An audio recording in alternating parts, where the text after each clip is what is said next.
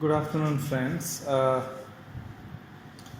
We had actually discussed about the entitlement in the last lecture, where we were discussed about the Hofieldian property right and especially the Hofieldian correlative as well as the Hofieldian opposite, jural opposite to define what is property.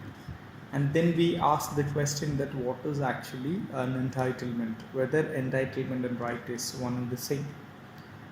So in that context, today I'm going to discuss about the entitlement. Especially entitlement is very important because these days economists are interested to discuss about entitlement largely. They never talk about basically the property right questions or the universal, whatever we have discussed, that is the right in a universal perspective. Rather than what they talk is actually entitlement. So property law defines entitlement and obligations that shape contours of social relation. So entitlement in that sense is actually a part of property law, which defines entitlements and obligations that shape the contours of social relations. So entitlement in that sense is actually given by the society rather than or the societal acceptance. So when we speak about the entitlement, it is something which has been given rather than it is actually you inherit by yourself, as we have seen that in the case of right. So property is something we must collectively define and construct. Again, when we come to the issue of property, as I keep telling, it is property is something we must collectively define and construct. It is not given to us as whole, because you can't simply say that the property is actually birthright or something like that, because it has always been given. The tension that inform property are the tension inherent in social relations. Therefore, whenever I speak about property, it is also important to understand that there is always an inherent difference, or what we say the difference, inherent tension between property as a private relation vis-a-vis a social relation. So in my view, or most of the legal literature agree that this property is always a social relation rather than an individual who can basically ask or claim for themselves. So the solution to the problem of property conflict lies therefore in understanding the connection between the property and the human relation. Because in the last lecture what I said is actually the in-rem relation vis-a-vis the in-persona relation. But we will be coming to that a little bit detailed later. The solution to the problem of property, therefore, it is very important that in understanding the connection between property and human relationship. So property is actually something to do with the relationship between individual rather than the relation with the thing itself, which we call the in-rem relation. The relation which is based on the thing with that of the individual. So what are those ways which we understand this?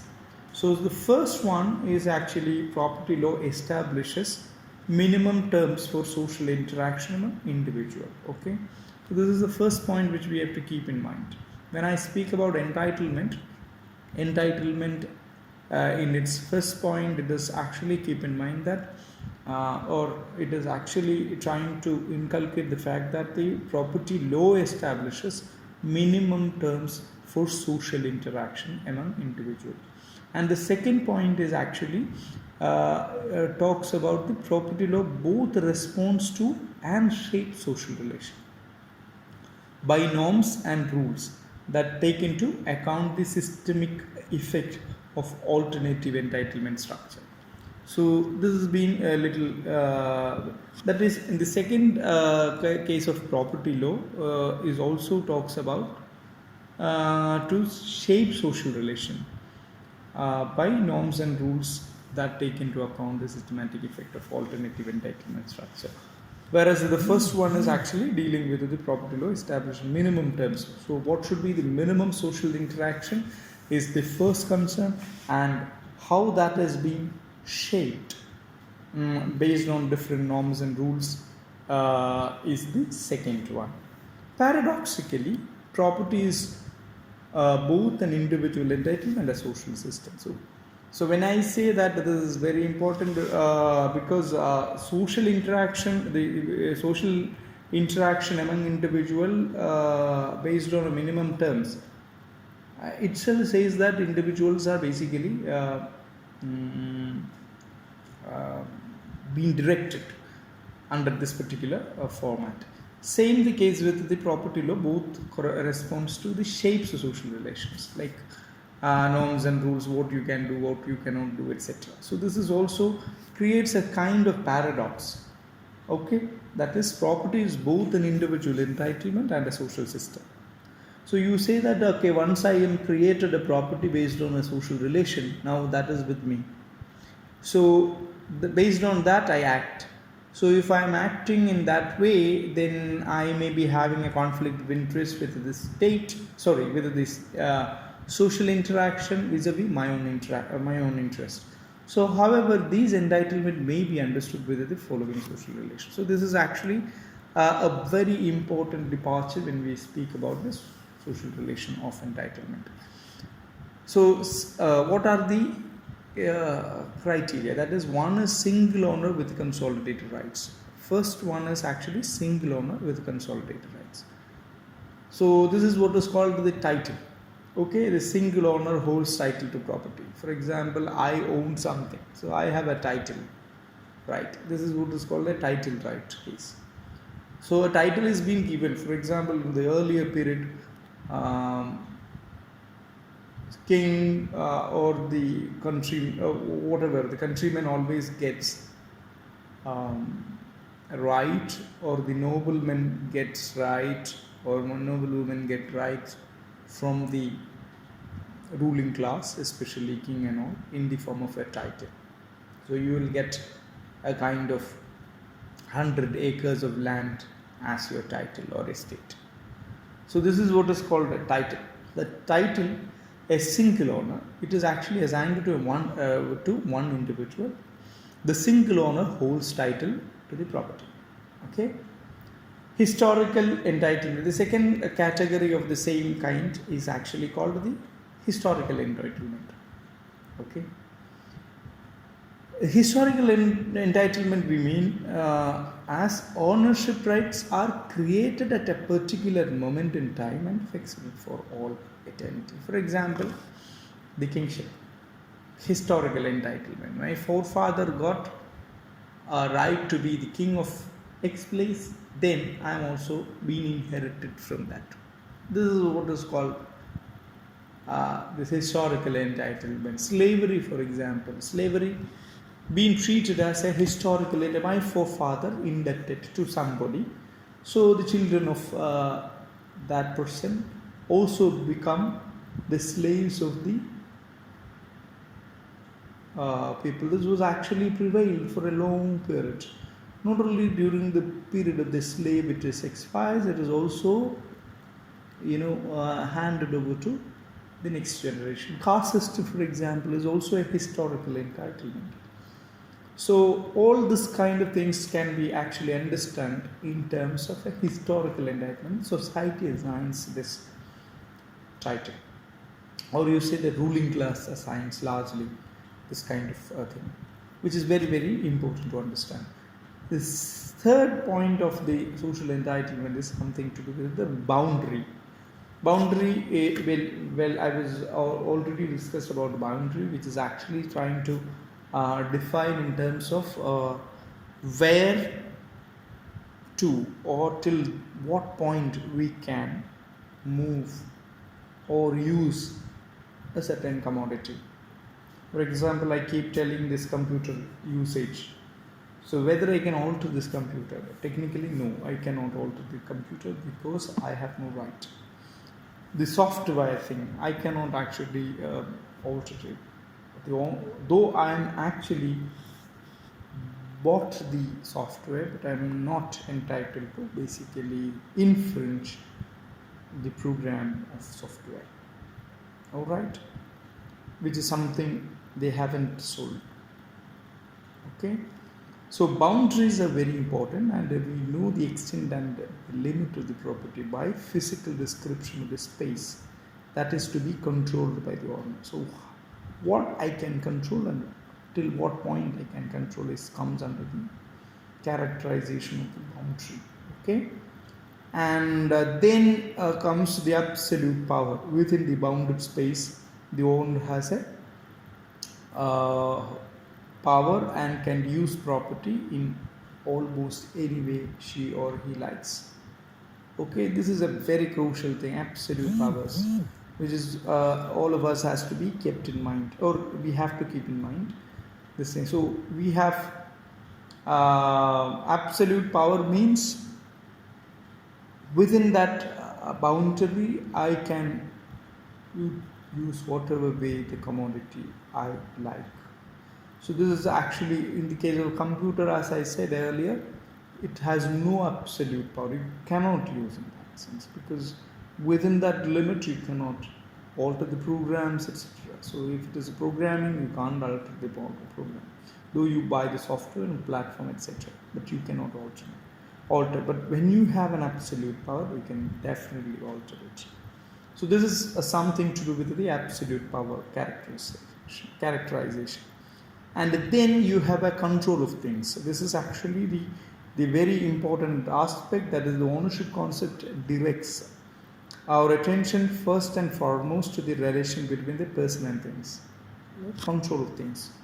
So the control of things is something which is actually very, very vital, which is trying to make a point that the ownership concept directs our attention first and foremost to the relation between person and thing, which is I was talked about earlier. Or many honor and self-regarding uses. This is another characterization of the entitlement in a social context.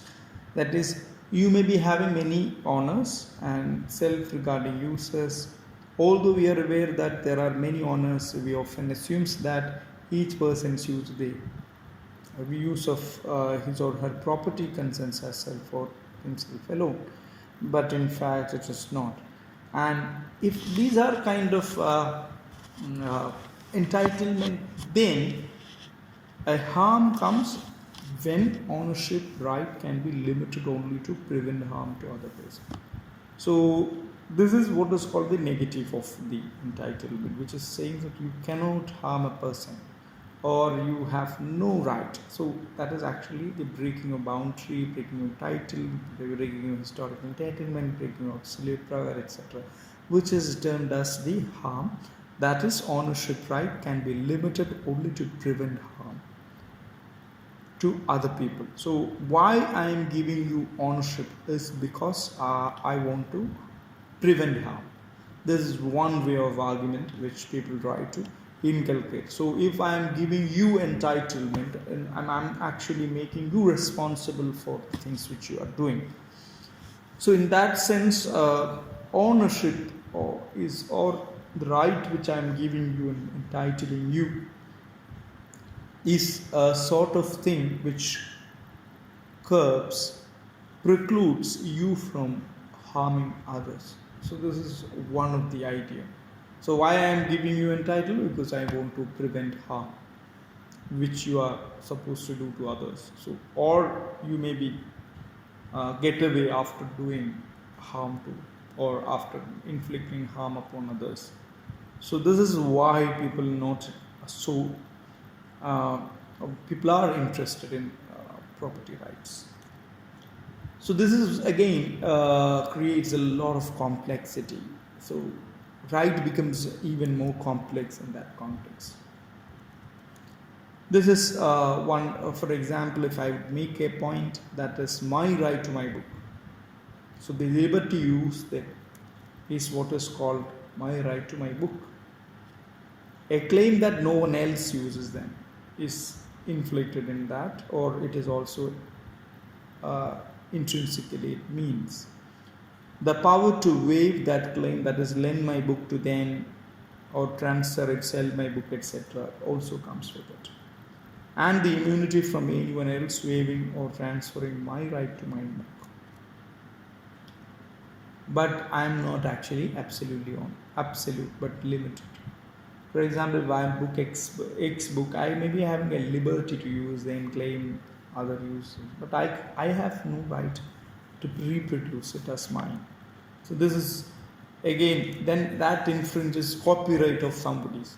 Okay, so this is why I am not actually absolute on the book, but limited. My right is actually limited. This is what is called a bundle of rights. So liberty to use, claim that no one else uses them, power to waive that claim or transfer it, immunity from anyone else waiving or transferring my rights, etc. as a bundle. Okay, it comes as a bundle. All 5-6 things come together, which forms as my right. So this is what is called a bundle of right.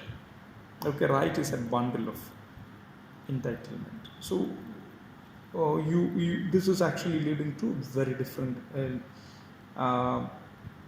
discourse, which is not the right which we understood in terms of the Hofieldian one, where the Hofieldian rights are the basis and which is essential, which is the kind of universal right, whereas this kind of property right is actually not necessarily universal because of the practicality, etc.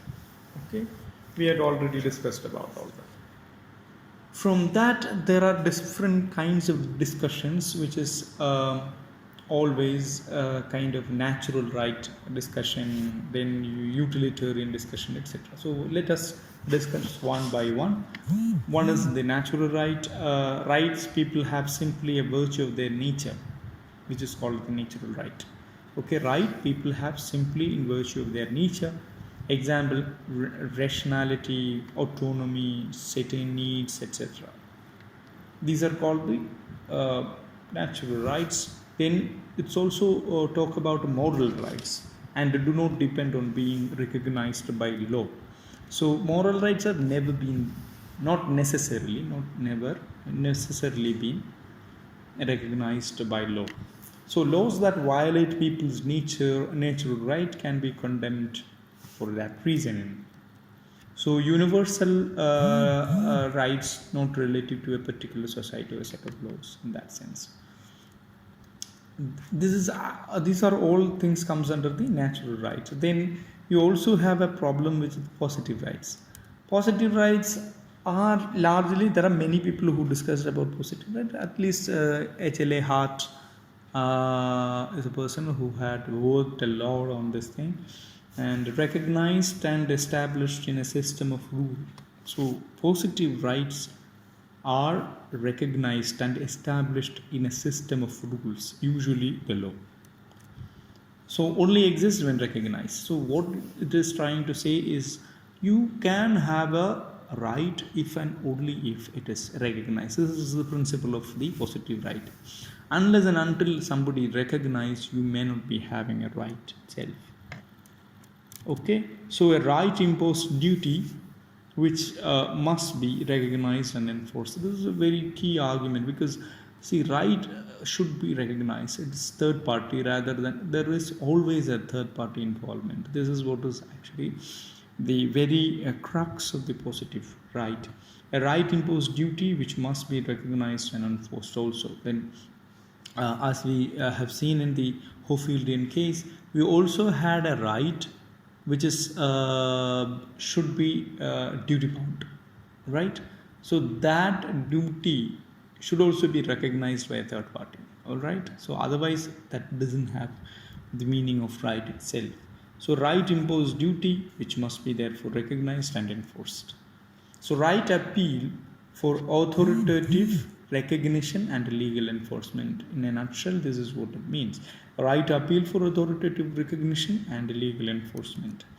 Natural rights therefore do not make sense. For the positivist, natural right do not make any sense. Why? Because it's neither appeal for authoritative recognition, legal enforcement. It is actually purely based on kind of people simply virtue of the nature they argue rationality, autonomy, need, etc. So, but that has not been, or morality, etc. So that's never been never been recognized under the positive right, and hence the positive for the positivists, natural right is actually meaningless or senseless.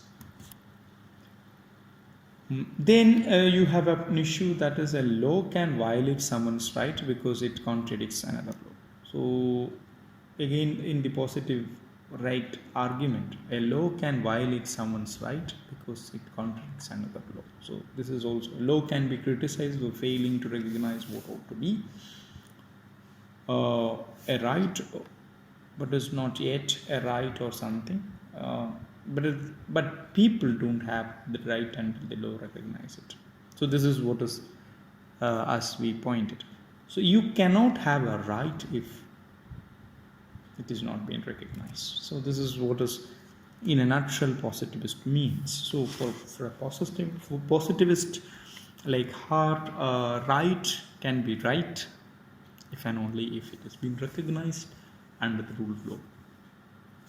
Okay, or any state has recognized it. Otherwise, this is not a right at all. So what are rights for? In that context, there is another set of question comes, that is, the first one is what are rights for? So to protect freedom, normally people try to argue this is that freedom and choices are very important. As Hart himself said, a right belongs to that branch of morality which is specifically concerned to determine when one person's freedom may be limited by another's, and so to determine what action may appropriately be made the subject of coercive legal rule. So right relates to freedom, that's a core human attributes, and the protection they appeal for is legal, therefore. So right relates to freedom, and the protection they appeal for is legal. So this is also when this is very interesting observation, because I have to recognize, or to put it differently, I have a claim that I have a right. This claim is validated only in front of the law, and if and only if I recognize that law. So this is very important. So right relates to freedom, and the protection they appeal for is legal. For example, if individual rights are there, that is what so the parliament, suppose if parliament is having right, what is parliament's right bestowed upon? It is basically it is based on the constitution. So unless the parliament recognize constitution as a legal entity to guide the parliamentary business, you cannot say that parliament has right. So it is mutually has to be recognized each other. The parliament has to recognize the constitution, and the constitution in return has to give power to the parliament to act upon. So this is what is actually the kind of positivist thing of a right, which is always argued for. Therefore, the importance of the constitution or baselines are very, very, very relevant. Okay. So being who can't make a choice don't have right. So that is actually a question which is leaving by this kind of argument. That is, if you who cannot make choices don't have rights. This seems very, very crucial. Why? Suppose if somebody doesn't make any choice, someone don't make any choice, or someone does not make a choice, do you think that that person doesn't have right because he missed his chance or her chance so exercising the choice? Does that mean that they have no right? So this is a very important question which is leaving by this particular kind of understanding. So are there inalienable rights? In that context, suppose if I'm not exercising one of my right, then does that mean that I have no right per se? So if you have a question on this, you can ask very well, and we will discuss about it. But keep this point. This is a very very important critique or critical point against the positivist argument. That is, if someone doesn't exercise their choice, uh, then they don't have a choice. They don't have a right. Will you agree it or not? So this is actually I'm leaving for you. So are there, in that context, are there inalienable rights? Example to life or freedom. Okay, we keep telling in discussing in different classes that life is inalienable or alienable. Most of you likes capital punishment and stuff like that when it arguably in grave crimes, etc.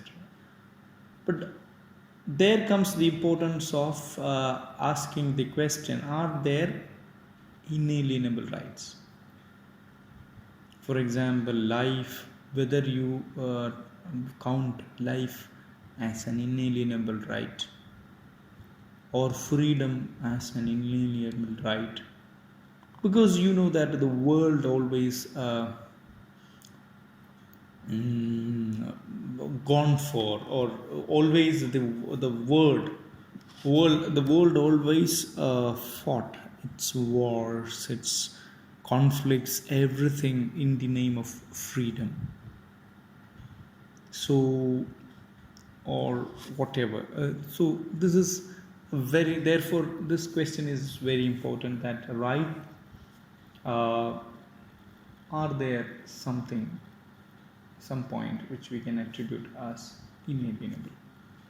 So right protects other important interests as well in that context. So there's so many other versions of the same. Human rights, for example, assigns priority to certain human or social attribute regarded as essential to the adequate function of the human being. Is intended to serve as a protective capsule for those attributes and appeal for deliberate action to ensure such protection. This is actually a quote from Freedom. That is, the quote starts, a human right assigns priority to certain human or social attributes regarding as an essential to the adequate functioning of the human being. It is intended to serve as a protective capsule for those attributes and appeal for deliberate action to ensure such protection. So rights are therefore closely connected to what we think human beings are, what is taken to live an adequate human life. So right seeks to protect that attributes against other concerns or consideration that might conflict with it. Example, free speech, freedom of speech in the Indian Constitution. So right appeals for actions on behalf of the right. Everything right bestows a duty on someone. So you may be having an n number of questions in this part. So I'm expecting your question, collect all questions and voicemail me. So I'll reply. So what justifies in that context? Right. Okay, this is the next level or next point which we need to ask. That is justification of right, or what justifies right. Let us not forget that recognizing individual for what they are is the most important thing as far as rights are concerned. For example, we know that what Locke said, that is, Locke is a natural right bestowed by God, is the principle which he adhered or kind of propagated. That means natural right is bestowed by God. So we have already seen that possibility, and there are other kind of theories talks about justification of right. For example, to have right is to be part of a community that agrees to live by rules. This is actually forms the contract theory. That is, a right is to be part of a community that agrees to live by rules. This is what is called the contract theory of right. Then in the 18th century or 19th century, in the late and the early 19th century, in the late 18th and the early 19th century, Immanuel Kant had proposed, and many German as well as many continental scholars subscribed his views, that is, individuals are ends in themselves. This is what is largely influenced by the or it is largely influenced the economist. That is, individuals are ends in themselves. Everything else has value because of individual's choice. This is a statement which was made by Kant. That is, individuals are ends in themselves. So, what individual wants is actually is most important. They themselves is end. Everything else has value because individuals had the choice. Okay, this is the kind of argument which is put forth by the famous German philosopher Immanuel Kant. And this version was in fact largely influenced the 19th century scholars, and of course the 20th century scholars too. So even fundamental rights are shaped by many conditions that relates not to ourselves but to other people and social rules. Again, my freedom of speech ends when I infringe this freedom of other person. So this is what my freedom of movement, everything ends when I am going to infringe on it. This is basically include the fact that your right is actually to do with somebody else. As we argued earlier, that is, I am having a right to basically minimize the harm which I may inflict otherwise. Okay, so this is what is actually the sort of the spirit of why I am having right. Okay, suppose if I make a fire, I make fire in the wayside. Who's responsible? If I have right, then I am responsible for that fire. If I am not, then I may be enjoying it. But there comes this question, whether we need to have this sort of thing or not. Okay, now we will be moving towards the next understanding, that is deriving right from utility. Okay, we had already discussed that right is basically from a naturalist principle, or we can have a contractorian principle, or we can have a Kantian human centric vision